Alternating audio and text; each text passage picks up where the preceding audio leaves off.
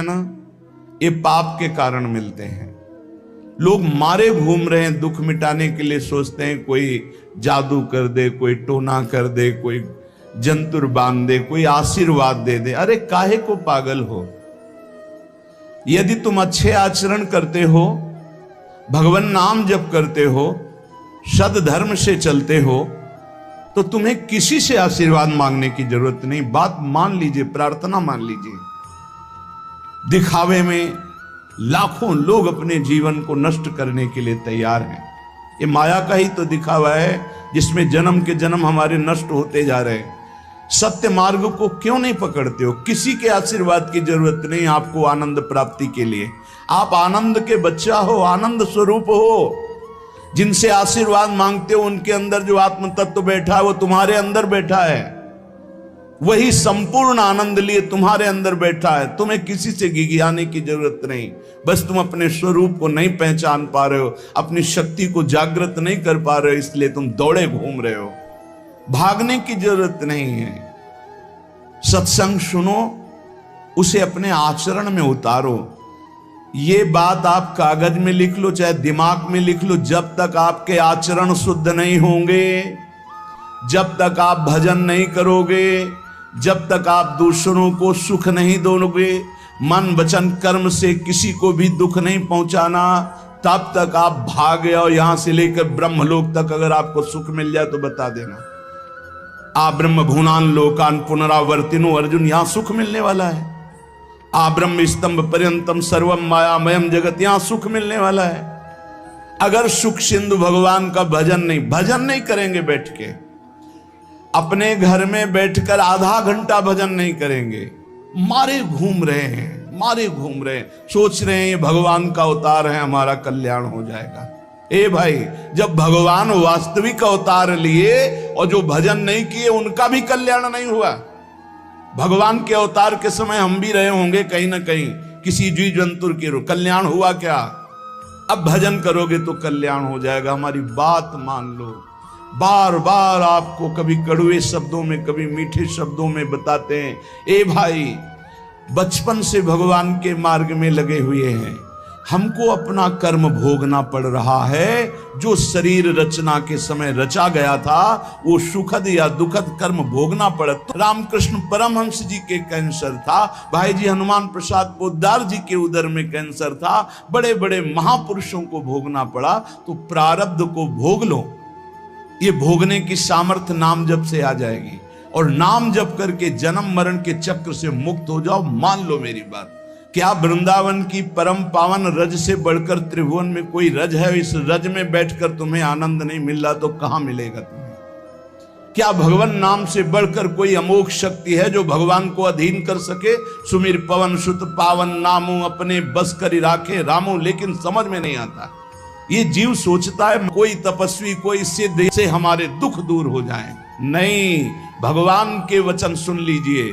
दैवी हेषा गुणमयी मम माया दुरत्तया, मामेव ये प्रपद्यन्ते माया में ताम तरन्ति ते। ये गुणमयी माया को पार करना बहुत कठिन है। एकमात्र उपाय है, मेरी शरण में आ जाओ। हरि शरणम श्री कृष्ण शरणम मम। जब तक प्रभु की शरण में नहीं, तब तक माया मुक्त। पर समझ में नहीं आता। लोगों को ऐसा लगता है मैं जाऊंगा, आशीर्वाद मिलेगा, मैं सिद्ध हो जाऊंगा, सब दुख नष्ट हो जाएंगे। आप समझो, हमारी प्रार्थना को समझो। हम अंदर से पीड़ित होके बोल रहे हैं, आप लोग समझते नहीं हो। भगवान का भजन किए बिना कहीं भी भाग के चले जाओ, आपको शांति नहीं मिलेगी प्यारे। और घर में बैठकर यदि भजन करोगे तो घर तीर्थ हो जाएगा। घर में भगवान पधारेंगे, आप आनंदित हो जाओगे। संत संग का फल होता है भागना, मिट जाना। सत्संगति संस्कृति कर अंता, ये जो जन्म मरण का भागना, ये मिट जाएगा। ये छोटे मोटे भागने से, शब्द सुना, मनन किया, आचरण में लग गए। कभी महीना 2 महीना में अगर संयोग बना तो हम बैठ के सत्संग सुन रहे हैं, नहीं तो हमारे पास यंत्र है, हम रोज उससे नवीन उत्साह प्राप्त करें भगवत मार्ग में चलने का। जब मिले तब दर्शन कर लिए, नहीं तो हम उनकी आज्ञा पर चल रहे हैं तो हमारा सदैव सानिध्य है। भागने की जरूरत नहीं। नहीं भाई नहीं, थोड़ा चैन लो, थोड़ा शांति लो, भागने की जरूरत नहीं है। अंदर से भगवान को सुमिरन करने की जरूरत है। थोड़ा संयम में आओ। जिसको देखो मनमानी आचरण कर रहा है, सोचता है कोई संत महात्मा आशीर्वाद दे देंगे, तो तुम्हें संत महात्मा मिलेंगे ही नहीं।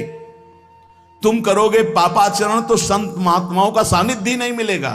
पापवंत कर सहज स्वभाव, भजन मोर ते भावन काऊ, जो पे दुष्ट हृदय सोई होई, मोरे सन्मुख आओ की सोई। अच्छे आचरण करो, घर बैठे महात्मा मिल जाएंगे। कोई आ जाएंगे ऐसे, तुम्हें कृतार्थ कर जाएंगे। कहीं तुम भेज दिए जाओगे जिनके वचन से तुम कृतार्थ हो जाओगे। हमारी प्रार्थना को मानिए, अपने इस अमूल्य मानव जीवन को कूड़ा करकट की तरह मत नष्ट कीजिए। श्रीपाद कह रहे, नेत्रे उत्पाटित सपदि स्त्री क्षणे लालसा चेत। यदि ये गंदी लालसाएं उत्पन्न हो रही हैं तो थोड़ा शासन में लाओ अपनी इंद्रियों को, छूट मत दो। बहुत जीवन व्यर्थ कर दिया इन इंद्रियों ने, अब सावधान हो जाओ। तुम स्वतंत्र सिंहवत जीवन व्यतीत करने के लिए मानव जीवन प्रकट किए भगवान ने तुम्हारा। तुम इंद्रियों के गुलाम होकर, मन के गुलाम होकर, भोगों के गुलाम होकर के जीने के लिए नहीं आए हो मनुष्य देह में। देवता तरसते हैं इस मानव देह के लिए। क्यों? क्योंकि साधन धाम मोक्ष कर द्वारा, इसे साधना करके हम जीवन मुक्त महापुरुष हो सकते हैं। लेकिन नहीं, बस कोई ऐसा कुछ कर दे जिससे हमारा पति बन जाए, कोई ऐसा कर दे कि हम स्वस्थों को भोग भोगें, कोई ऐसा कर दे सारी झंझटें मिट जाएं। अरे औरों की तो बात जाने दो, भगवान जिनके घर में अवतरित हुए आप वहां दृष्टि डालिए। इतने बड़े भजनानंदी महात्मा वसुदेव और देवकी कंस कारागार में बंद किए हुए, भगवान पधार रहे हैं हथकड़ी बेड़ियों से जकड़े हुए। आप विचार कीजिए, भगवान के सिवा तुम्हें कोई बंधन मुक्त नहीं कर सकता। और सब तरंगे हैं, भगवान भगवान है, हमारी बात को समझ लो। भगवान भगवान है, भगवान के भाव में डूब करके सब भगवत स्वरूप हैं। तरंग में वायु विकार है, वायु विकार हटा तो समुद्र ही है। पर इतना भेद है कि समुद्र करोड़ों अनंत तरंगें प्रकट कर सकता है, लेकिन एक तरंग समुद्र नहीं प्रकट कर सकती। ऐसे ही जितने महापुरुष हैं, जितने सिद्ध महापुरुष हुए, भक्त हो चाहे ज्ञानी हो चाहे योगी हो, वो माया विकार को नष्ट करके ब्रह्म रूप में लीन हो गए, तो ब्रह्म स्वरूप वो भी हो गए। ब्रह्मविद ब्रह्म ही भवति। लेकिन ब्रह्म तो ब्रह्म है, जिसने एक संकल्प मात्र से अनंत सृष्टि का सृजन कर दिया, उसकी समानता करने वाला त्रिभुवन में कोई नहीं है। तो उन्हीं भगवान की, चाहे निराकार मानो, साकार मानो, सगुण मानो, निर्गुण मानो, उन्हीं भगवान की शरण में जाने के लिए सब संत महात्मा, और जो भगवान की शरण से अलग करके अपने को भगवान माने, तो हमें लगता है फिर बचना चाहिए ऐसे भगवानों से, जो अपने वचन से, अपने आचरण से, अपनी हृदय की भावनाओं से जीवों के माया जनित आकर्षण को नष्ट करके श्री भगवान से प्रीति करावे। उसे संत कहते हैं, उसे ब्रह्मर्षि कहते हैं, उसे महात्मा कहते हैं, उसे भक्त कहते हैं। शास्त्र उठा के देख लो, ब्रह्म स्वरूप हो गए हैं। दूसरों ने अनुभव किया कि साक्षात ब्रह्म है, लेकिन वो जब बोले तो अपने को ब्रह्म नहीं बोले। गोस्वामी तुलसीदास जी साक्षात भगवान के स्वरूप हो चुके। वो क्या कह रहे हैं? जो मैं अपने अवगुण कहूं, बाढ़े कथा पार नहीं लहूं, ताते मैं कछु अलप बखाने, थोड़े महू समुझे सयाने। कह रहे मैं अपने अवगुणों की यदि कथा कहूं तो ग्रंथ भर जाएगा। थोड़े बता दिए हैं कि मैं अवगुणी हूं, इसमें जो विवेकी जन हैं वो समझ पाएंगे मेरी बात को। क्या समझ पाएंगे? कि भगवान की शरण में जाने से जीव भगवत स्वरूप हो जाता है। गोस्वामी जी भगवत स्वरूप है, सामने भगवान बैठे हुए सबरी माता का स्तवन कर रहे हैं नवधा भक्ति के द्वारा। और सबरी जी ऐसा कह रहे, अधम ते अधम अधम अति नारी, तिन मां मैं मति मंद अघारी। ये भगवान के चरणारविंद की नाम की लीला कथा की वृत्ति हृदय में जिनके संग से जागृत हो, वही सत्संग है। हम लोग बड़े बावरे हैं, अरे तरंग कभी समुद्र प्रकट कर सकती है? सब तरंगे हैं, वायु विकार हटा समुद्र हो गई, मुझे कोई इस पे संशय नहीं। बूंद अलग है तो बूंद है, और समुद्र में गिर गई तो समुद्र है, लेकिन बूंद समुद्र नहीं प्रकट कर सकती। ऐसी करोड़ों अनंत बूंदे समुद्र से, लहरों से ऐसे उठती रहती है। उनका नाम भगवान है, जिनसे अनंत महात्मा, अनंत ब्रह्म ऋषि, अनंत ब्रह्मांड सृजन, उन भगवान की शरण में जाने से इस माया से मुक्ति होती है। सब समझ नहीं पा रहे। अरे जिनका नाम जप कर, जिनका चिंतन करके, जिनके आश्रय से जीव ब्रह्ममय हो जाता है, भगवत स्वरूप हो जाता है, वही तुम्हें करना है। यही सत्संग से प्राप्त होता है। अगर ये ना प्राप्त हो तो सत्संग नहीं है, वो कहीं ना कहीं घुमा करके हमको भटकाया जा रहा है। भगवान भगवान है, वही सबके हृदय में है। जो हृदयस्थ भगवान में तन्मय हो गया, उसमें और भगवान में अंतर नहीं, बिल्कुल मुझे संशय नहीं। पर भगवान भगवान है, इतना समझना पड़ेगा। उनके स्थान में कोई नहीं है, उनके समान कोई नहीं है, फिर उनसे बड़ा कौन हो सकता है? ये भोले भाले जीव समझते नहीं, भागे घूम रहे। उन्हीं भगवान का नाम जप करो, चीख चीख के कहते हर प्रश्न का उत्तर नाम है। अगर नाम जप करके देखो तो प्रश्न ही नहीं रह जाएगा, सब समाधान हो जाएंगे। और भागे घूमे तो कभी प्रश्न की कभी शांति नहीं होगी, संशय पर संशय उठता चला जाएगा। श्रीपाद कह रहे हैं, यदि हमारी इंद्रियां कुमार्गगामी हो रही तो हमें शासन में लेना चाहिए। शासन में नहीं लोगे तो शासन तुम्हें शासन में ले लेगा। दो शासन है, एक है राष्ट्रीय शासन, एक है भागवतिक शासन। भागवतिक शासन जब लेगा तो फिर कोई बचा नहीं सकता, इसलिए अभी अवसर है, निकल चलो, निकल चलो।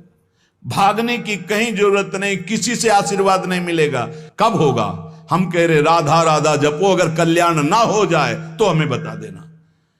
भगवान अर्जुन से क्या कह रहे हैं? सामने अर्जुन जी खड़े हैं, कह रहे हैं तुम मुझे तभी अनुभव कर पाओगे जब अनन्य चेता सततम यो माम स्मृति नित्य सा तस्याम सुलभा पार्थ। सामने खड़े हो, कह रहे सुलभ नहीं हूं मैं, सुलभ उनके लिए हूं जो मेरा अनन्य भजन करते हैं, अनन्य चिंतन कर। पकड़ ही नहीं पा रहे, लाख सत्संग सुन रहे, पकड़ ही नहीं पा रहे। बिल्कुल नहीं, ऐसे नहीं हो। थोड़ा विवेकवान हो, मनुष्य जीवन मिला है। ऐसा नहीं कि कोई तुम्हें प्रलोभन दे दे तो हम तुम्हारे रोग नष्ट कर देंगे, हम तुम्हें सिद्ध कर देंगे, हम तुम्हें धनी बना देंगे। हम कहते हैं कि हो सकता है 1000 जाते उनमें से 100 लोग ठीक हो गए हों। कैसे? पूर्व का पुण्य 100 का तुक्का लगा और ठीक हो गए। वो कहते हैं कि मैं कसम खा के कहता हूं मैं ठीक हो गया हूं। हम बिल्कुल 100% मानते ठीक हो गए, लेकिन उसके प्रताप से नहीं, आप अपने पुण्य प्रताप से ठीक हो गए। आपके ठीक होने का समय आ गया है, इसलिए आपका तुक्का लगा, आप गए, यश उसको मिल गया और आपका काम बन गया। हमारी बात को समझो। अपने लोग बहुत शास्त्र सम्मत, बहुत उसको सुलझ कर भगवत मार्ग को चल करके आपको बोल रहे हैं। अगर इन कर्मों को मिटाने के लिए जो हमारे शास्त्र बने हुए हैं उनके सिद्धांत के अनुसार चला जाए तो मिटा दिया जाएगा। लेकिन जब मिटाने की सामर्थ्य आती है तब लगता है अब इसको रख के क्या करेंगे, हमारे को तो प्रभु के पास जाना है, हमें तो दिव्य भाव देह प्राप्त है, हमें अपने स्वामी, अब इस शरीर का क्या करेंगे। तो जैसे सांप अपनी केचुल से संबंध नहीं रखता, ऐसे महापुरुष अपने शरीर से संबंध नहीं रखते। आप हमारी बात को समझ नहीं पा रहे, भटकते घूम रहे हैं, मारे घूम रहे हैं, क्लेश, अशांति, नाना प्रकार के दुख। अरे भाई, भगवान की शरणागति प्रतिपल परमानंद प्रदान करती है। क्यों नहीं शरण में हो जाते? क्या तुम्हारा पांच भौतिक देह नहीं? क्या हमारा पांच भौतिक देह नहीं? क्या तुम भगवान के अंश नहीं? क्या हम भगवान के अंश नहीं? अंतर क्या है? तुम संसार का चिंतन करते हो, भगवान का चिंतन करते हैं, तो क्या तुम भगवान का चिंतन करके नहीं बन सकते महापुरुष? क्या तुम स्वयं ऐसी शक्तियों को जागृत नहीं कर सकते? तुम सो रहे हो, जागो, भागने की जरूरत नहीं। ये जो गलत इंद्रियां जा रही, इन इंद्रियों को रोकिए, भगवान की तरफ लगाइए। नहीं लगाओगे तो कहीं भाग के चले जाओ, धोखा ही मिलेगा, तुम्हें शांति नहीं मिल सकती, तुम्हें विश्राम नहीं मिल सकता, तुम सुखी नहीं हो सकते। इन बातों को लिख लो और पूरे विश्व में घूम के चले आओ, चाहे जहां चले जाओ, कुछ नहीं होने वाला। मारे मारे केवल घूमते रहो, समय बर्बाद करते रहो। वही समय एकांत में बैठकर राम कृष्ण हरि बोलो, राधा बोलो, अभी आनंद आ जाएगा। हम ये नहीं कहते कि तुम करोड़पति बन जाओगे, तुम्हारे सारे काम बन जाएंगे, लेकिन हम ये कहते हैं कि तुम्हारा हृदय शांत, भागम भाग मिट जाएगा, तुम एक गंभीर हो जाओगे, धैर्यवान हो जाओगे, तुम लड़ना सीख जाओगे दुखों से, तुम सुखों से भूल करके पापाचरण कर बैठे हो, दुखों में इतना तुम हो जाते हो कि अपने जीवन को भी नष्ट करने की सोच। ये सब भगवत विमुख जीव का लक्षण है। भगवत सन्मुख होने पर सुखों में दूसरों को बांटा जाता है और दुख में सहकर भगवान के नाम का स्मरण करते हुए उस दुख के समय को काटा जाता है। समझते नहीं। यदि तुम्हें वृंदावन में रह के पराई स्त्री को भोगने की इच्छा जागृत हो गई है, पराई स्त्री की तरफ काम दृष्टि से देखने की, आप पराये पुरुष शरीर की तरफ, तो कह रहे हैं कि अच्छा है, इससे अपने नेत्रों में पट्टी चढ़ा लो, मत देखो, ये नष्ट कर देंगे नेत्र तुम्हें। तो बाहर से कपड़े की पट्टी चढ़ाने की जरूरत नहीं है, नासाग्र दृष्टि रखो, इनको शासन में रखो। श्रीपाद करें नेत्रे उत्पाटयति सपदि, जहां साधक असावधान होता है वहां पश्चाताप उसको होता है, जलन होती है और उसके परमार्थ में विघ्न आ जाता है। इसलिए ब्रह्मा जी ने ऐसी रचना की है कि स्त्री को पुरुष शरीर में आकर्षण, पुरुष को स्त्री शरीर में आकर्षण या भोग बुद्धि से देखना, अपने को इसी को सुधारना है। अगर इसी को सुधार लिया तो परमार्थ पुष्ट हो जाएगा। यदि आपको ज्ञान नहीं रहा हो, आपसे ऐसे पाप बन गए हैं, गुरु पत्नी गामी सबसे महापापों में पहले आता है, फिर आता है जो ब्रह्म ऋषिजन हैं उनकी भार्या, फिर आता है मद्यपान, मदिरापान करना, फिर स्वर्ण की चोरी करना, और जो ऐसे पुरुषों का संगी है वो महापापी, गौ हत्या करना महापाप। ऐसे जो महापापी जन हैं, पाप हो चुके हैं उनसे, अब वो विचार करें कि मेरा कल्याण कैसे हो सकता है, मैं तो महापापी हूं। तो श्रीपाद करें हर जीव को अंतिम सांस तक भगवत प्राप्ति का मार्ग खुला है। बहुत बड़ी बात है, बहुत बड़ी बात है। आज तक भोगना पड़ रहा है गुरु पत्नी गामी का कलंक चंद्रमा जी को, आज तक। ये बड़े बड़े महत पाप हैं जो लोग नहीं समझते हैं। ये बात समझ लें, पर स्त्री गमन, मदिरापान, द्वित कीड़ा, स्वर्ण चोरी, गुरुपत्नी गामी, ब्रह्म ऋषियों की तरफ जो उनकी भार्या है उनकी तरफ ये काम भाव से देखना, गौ हत्या, ये महत पाप हैं। ये पाप नष्ट कर देते। भ्रूण हत्या, ये सब महत पाप है। अगर ये पाप बन गए हैं जाने अनजाने में जीवन में, और अब हमने सत्संग सुना तो अब हमें प्रायश्चित हो रहा है कि मेरा कल्याण कैसे हो सकता है। तो श्रीपाद कह रहे एक बार हृदय से जलन पैदा करो कि मेरे से बहुत गलती हो गई और श्रीधाम वृंदावन आ जाओ। वृंदावन की परिक्रमा करो, रज में लोटो, रसिकों का संग करो। ये नियम ले लो कि अब जीवन में कभी पाप नहीं करेंगे, और नाम जपना शुरू कर दो। तो कह रहे हैं निश्चय सुनिर्वाही महाधार्मिका, निश्चित वो धार्मिक हो जाएगा, उसके सारे पाप नष्ट हो जाएंगे और भगवत प्राप्ति कर लेगा इसी जन्म में। भगवत प्राप्ति आखिरी सांस तक हो सकती है। आखिरी सांस में बोला राधा राम कृष्ण हरि, बिल्कुल भगवत प्राप्ति हो जाएगी। विश्वास कर लो इस बात पे। इसलिए कोई भी कभी निराश न हो कि मुझे भगवत प्राप्ति नहीं हो सकती, मेरा कल्याण नहीं हो सकता। इस श्लोक में श्रीपाद ने बताया यदि ऐसे महापाप किए हुए हो तो श्रीधाम वृंदावन आ जाओ। धाम है भगवान का, निज धाम है। जो बड़े बड़े तीर्थों के अवगाहन से पाप नष्ट नहीं होते, जो कि महापाप कहलाते हैं, वो धाम में रज में लौटने से, परिक्रमा करने से, नाम कीर्तन करने से, सत्संग सुनकर सतमार्ग में चलने से। कह रहे हैं निश्चय सुनिर्वाही महाधार्मिका, निश्चय उसके सारे पाप नष्ट हो जाएंगे और वो धार्मिक ही नहीं महाधार्मिक हो जाएगा।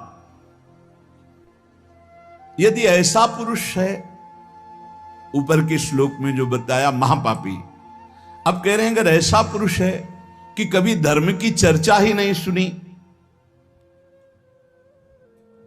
जो सदैव अधर्म में ही ग्रस्त रहा है और इतना नीच है कि पापी लोग भी उसकी निंदा करते हैं। कुछ पाप ऐसे होते हैं जिनकी पापी लोग भी निंदा करते हैं। जैसे जेल कोई जाता है, हमें बताया गया है, तो उनमें कैदी लोग पूछते हैं क्या करके आए, वो बताया गया कि भाई ये राष्ट्र रक्षा के लिए ऐसा ऐसा किया, पर अधिकार नहीं था, तो अनाधिकार चेष्टा में इसने अपने समाज की रक्षा के लिए ऐसे ऐसे किसी ऐसे उपद्रवी को मारा। तो हाथ मिलाते हैं उसको सम, ये काहे क्या है, बोले अपनी बेटी के साथ ऐसा गंदा आचरण कर।